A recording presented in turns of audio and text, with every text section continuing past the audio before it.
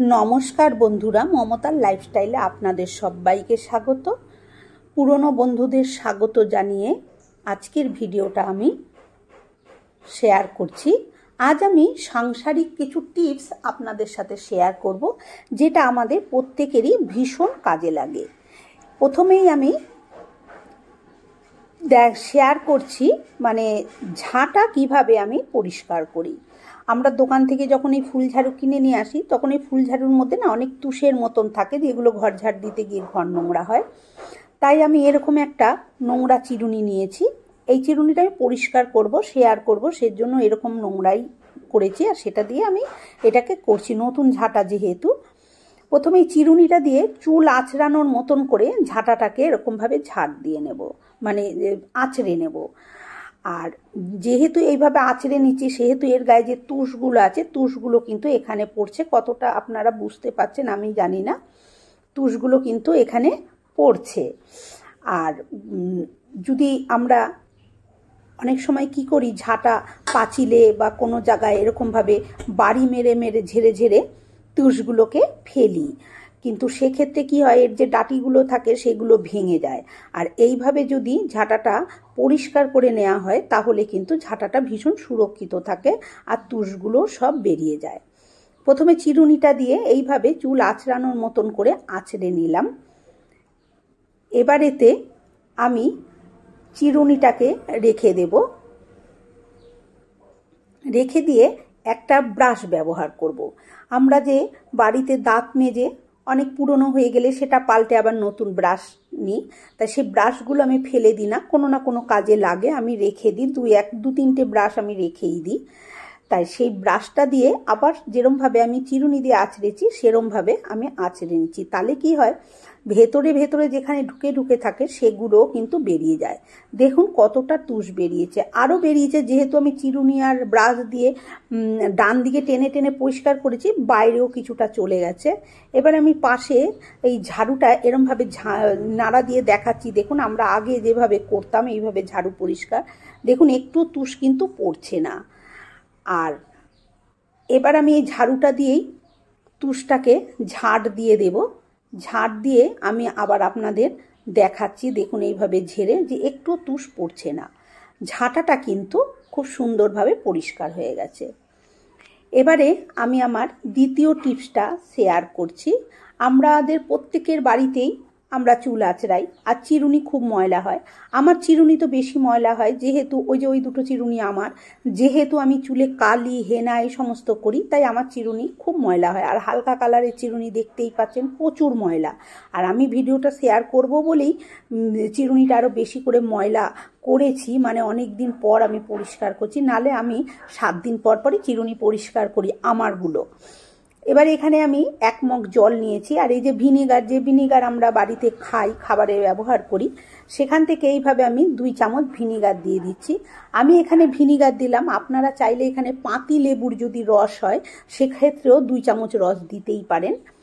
আর যে শ্যাম্পু, আমি যে শ্যাম্পুটা মাথার চুলে ব্যবহার করি আমি সেই শ্যাম্পু এখানে 1 চামচ মতন দিয়ে দিচ্ছি। আপনারা চাইলে দোকান থেকে যে ক্লিনিক প্লাস শ্যাম্পু প্যাকেট পাওয়া যায় সেটা এনেও এই কাজটা কিন্তু করতে পারেন। এবারে ভিনিগার আর শ্যাম্পুটা জলের সাথে খুব ভালো করে এইভাবে মিশিয়ে নিচ্ছি। মেশানো হয়ে গেছে। এবারে যে চিরুনিগুলো ছিল সেই চিরুনিগুলো আমি এর মধ্যে ভিজিয়ে দেব। যেহেতু এই হালকা কালারে এই চিরুনিটা অনেকটা বড়, সেই জন্য আমি এই কড়াইয়ের মধ্যে কিন্তু এটাকে ভিজিয়েছি। আপনারা আপনাদের চিরুনি অনুপাতে পাত্রে ভেজাবেন, তবে আমি এখনই ভেজাচ্ছি। যদি এটা রাত্রে ভিজিয়ে রাখা হয় তাহলে কিন্তু চিরুনিতে আর ব্রাশ দিতে হয় না, এমনি পরিষ্কার হয়ে থাকে, খালি ধুয়ে নিলেই হয়ে যায়। কিন্তু যেহেতু আমি 5 মিনিটের মধ্যেই ধোবো সেহেতু, আর চিরুনিটা আমার প্রচুর ময়লা। ময়লা মানে কি, ময়লা মানে হচ্ছে চিরুনির দাঁতের গোড়ায় গোড়ায় সেই জমে গেছে, যে কালি হেনা করি সেগুলো তো চুলে খুব ভালোভাবে পরিষ্কার হয় না, তোমরা সবাই জানো, ওগুলো থেকেই যেগুলো আঁচড়াতে আঁচড়াতে চিরুনিটা আমার কালো হয় আর এইগুলো জমে গেছে। তাই জন্য আমি ব্রাশ দিয়ে একটুখানি ছাড়িয়ে দিচ্ছি। খালি আমার চিরুনি দুটোই আমি একটু ছাড়িয়ে দেবো, কেন গোড়ার দিকটা না জাম হয়ে যায়। গোড়ার দিকটা জাম হয়ে গেলে এটা পরিষ্কার হতে চায় না, নর্মাল কালিটা পরিষ্কার হয়ে যায়, সেই জন্য চিরুনি দিয়ে একটু গোড়াগুলো ছাড়িয়ে দিচ্ছি, এগিয়ে দিচ্ছি, যাতে চিরুনিটা খুব ভালো করে পরিষ্কার হয়ে বেরিয়ে যায়।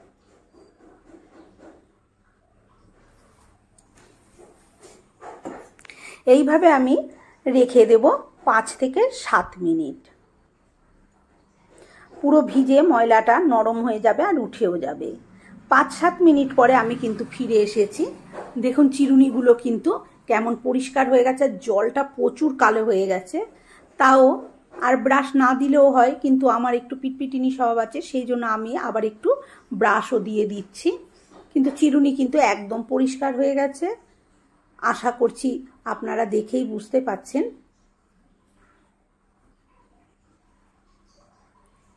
ব্রাশটা দিয়ে আমি খুব তাড়াতাড়ি এরকমভাবে একটু ঘষে নিলেই হয়ে যাবে। আর এই ব্রাশটার মধ্যে একটু ঘাঁজ আছে, সেই ঘাঁজটা আমি এইভাবে ঘষে নিচ্ছি। মানে চিরুনিটার মধ্যে ঘাঁজ আছে, ঘাঁজের মতন একটা দাগ আছে বন্ধুরা, ভুল বলে ফেলেছি। যাই হোক, দেখুন আমার এই চিরুনিগুলো কিন্তু বেশি নোংরা ছিল, কিন্তু যেহেতু আমি ব্রাশ দিয়ে একটু গোড়াগুলো ছাড়িয়ে দিয়েছিলাম, কি সুন্দরভাবে পরিষ্কার হয়ে গেছে। তাই এই দাঁতের মাঝখানে এক জায়গায় একটু ময়লা থেকে গেছে, ওটা ব্রাশে বেরোচ্ছে না, তাই আমি এই সেফটি পিন দিয়ে একটুখানি এটাকে খুঁচিয়ে দিচ্ছি।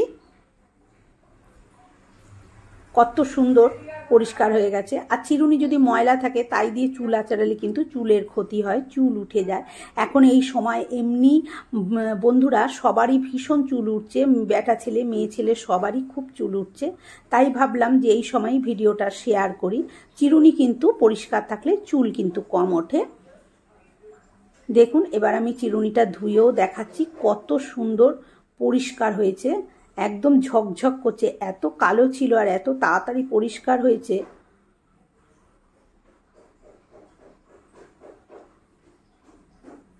এই চিরুনি পরিষ্কারের টিপসটা কেমন লাগলো বন্ধুরা কমেন্ট করে কিন্তু অবশ্যই জানিও। এবার আমি চলে যাব আমার 3 নম্বর টিপসে। 3 নম্বর টিপস হচ্ছে ওভেন। আমরা এই যে ওভেনে যে বার্নালগুলো আছে, বার্নালগুলো দেখুন রান্না করতে করতে কেমন কালো হয়ে যায়। এই যে বার্নালগুলো দেখুন, এই যে পেতলের বার্নাল, সে তার সৌন্দর্যটাই হারিয়ে ফেলে। আর ওই ওভেনটাও কিভাবে আমি পরিষ্কার করছি সেটাও আমি আপনাদের সাথে শেয়ার করব। আর এই বার্নালটাও কিভাবে পরিষ্কার করব সেটাও আমি শেয়ার করব। তার জন্য সবার প্রথমে আমি নিয়ে নিচ্ছি, বার্নালটা খুলে নিলাম। এই দেখুন বার্নালগুলো কীরকম কালার। এবার আমি একটা এরকম কাচের পাত্র নিয়েছি, নিয়ে এর মধ্যে বড় বার্নালটা আমি দিয়ে দিচ্ছি, যেহেতু বড় বার্নালটা অনেকটা জায়গা নেয় তাই। তারপরে এই যে হারপিকটা দেখুন একদম নতুন, কিন্তু মুখটা দেখলেই বুঝতে পারছেন। হারপিকটা দোকান থেকে কিনে এনেছি, মানে আমি মান্থলি মাসকাবারি মালের সাথে হারপিক কিনে নিয়ে আসি 2 মাস অন্তর অন্তর। তা সেই হারপিকটা আমি প্রথমেই এখানে ব্যবহার করছি, তারপরে আমি বাথরুমে এটাকে দিয়ে দেব। বাথরুমে দেওয়ার পর তো আর করা যাবে না, তাই আগেই করছি, আর সেটাই ভাবলাম তোমাদের সাথেও শেয়ার করি। তো ওখানে একটু হারপিক দিয়ে দিলাম। আর এই যে ভিনিগার আছে, যে খাবার ভিনিগার, আমি সেই ভিনিগার এখানে দিয়ে দিচ্ছি 2 ছিপি। আপনারা চাইলে এখানেও কিন্তু পাতিলেবুর রসটা ব্যবহার করতে পারেন ভিনিগারের বদলে। আমার পাতিলেবু নেই, তাই জন্য আমি এখানে পাতিলেবুর রসটা ব্যবহার করলাম না। আর দিয়ে দিচ্ছি, এটা হচ্ছে 1 চামচ খাবার সোডা, যে খাবার সোডা আমরা খাদ্য খাবারে ব্যবহার করি তাই। আর সাথে দিয়ে দিচ্ছি এটা কিন্তু গরম জল দিয়ে এবারে খুব ভালো করে এটাকে একটু নেড়ে চেড়ে দিচ্ছি, মিশিয়ে দিয়ে এটাকে আমি রেখে দেবো মিনিট 20। যদি রাত্রে এইভাবে করে রাখতে পারেন সেক্ষেত্রে আরও ভালো হয়, একদম ঝকঝকে পরিষ্কার হবে। কিন্তু যেহেতু আমার হাতে সময় নেই, আমি 20 মিনিট রাখলাম। আর একটা যে ঝিক, মানে ছোট ঝিকটা, সেটা আমি অন্য পদ্ধতিতে পরিষ্কার করছি, তাই আমি দুটোই শেয়ার করছি। এটা পরিষ্কার করার জন্য আমি নিয়েছি ইনো। আমরা যে ইনো খাই এটা এখানে সেই ইনো একটা নিয়েছি। আর সাথে আমি দিয়ে দিচ্ছি ওই যে খাবার সোডা, এখানেও আমি 1 চামচ মতন খাবার সোডা ব্যবহার করছি। আর দিয়ে দিচ্ছি গরম জল। এখানে কিন্তু আর কিছু আমি দিচ্ছি না। এবারে এটাকেও আমি রেখে দেব ওই 20-25 মিনিট। তারপরে আমি আবার ফিরে আসবো, বার্নালগুলো মুখ দুটো পরিষ্কার করা আমি দেখাবো। এগুলো ভিজতে থাকুক, ততক্ষণে আমি এই ওভেনের এইখানটা পরিষ্কার কিভাবে করি শেয়ার করছি। বন্ধুরা, আমি প্রতিনিয়তই ওভেনটাকে খুব ভালো করে পরিষ্কার করি, তাও কিন্তু এর মধ্যে দেখো এই যে জং পড়া মতন কিছু টুকটাক দাগ, তারপরে এই যে ওভেনের পাশে এই যে এখানে একটা খাজের মতন এখানে একটু দাগ দাগ থেকে যায়। সেগুলো কিন্তু অত রোজ দিন ভালো করে ঘষে মেজে পরিষ্কার করা যায় না। তাই এখানে আমি প্রথমে একটু খাবার সোডা দিয়ে দিয়েছি, দিয়ে চামচে করে ছড়িয়ে দিলাম। তারপরে ওপর থেকে একটু ভিনিগার দিয়ে দিলাম। আপনারা চাইলে পাতিলেবুর রস ব্যবহার করতে পারেন। এবারে এরকম একটা ব্রাশ নিয়েছি, যে ব্রাশটা মানে আমাদের লাগে না, সেই ব্রাশ ব্যবহার করি না। নিয়ে এবারে এই ভিনিগার আর খাবার সোডাটাকে খুব ভালো করে 4-5টা মিশিয়ে দিচ্ছি। অবশ্যই স্টিলের অংশটার মধ্যেই আমরা মেশাবো, স্টিলের বাইরে কিন্তু যাব না, যেহেতু আমার ওভেনটা কিন্তু গ্লাস ওভেন। আর যদি সম্পূর্ণ ওভেনটাই স্টিলের হয় তাহলে তো অসুবিধা হয় না। এবার এই ব্রাশে করে এই যে ঘাঁচটা, এই যে বার্নালটা লাগানোর যে মুখটা, তার পাশেই যে ঘাঁচটা, এটা তো খোলা যায় না, এই ঘাঁচটা কিন্তু ময়লা হয়ে যায়। আর এটা কিন্তু প্রতিনিয়ত খুব ভালো করে পরিষ্কার করা হয় না। ব্রাশে করে আমি ওটা লাগিয়ে দিয়ে তারপরে এরকম একটা জাল নিয়ে নিয়েছি। জালটাকে দিয়ে খুব ভালো করে আমি এইভাবে ঘষে নিচ্ছি। যে স্টিলের অংশটাই কিন্তু খালি ঘষবো, তার বাইরে কিন্তু আমি এটা দিয়ে ঘষবো না। আর এই যে ছোটোখাটো টুকটাক একটু একটু দাগ দেখছেন, এগুলো কিন্তু এটা দিয়ে ঘষলে, আর ওই খাবার সোডা আর ভিনিগার দিয়েছি তাই দিয়ে ঘষলে খুব সুন্দরভাবে উঠে যায়। আর সবচেয়ে বড় কথা হচ্ছে স্টিলের যে কালারটা সুন্দর, সেই কালারটা কিন্তু খুব ভালো থাকে।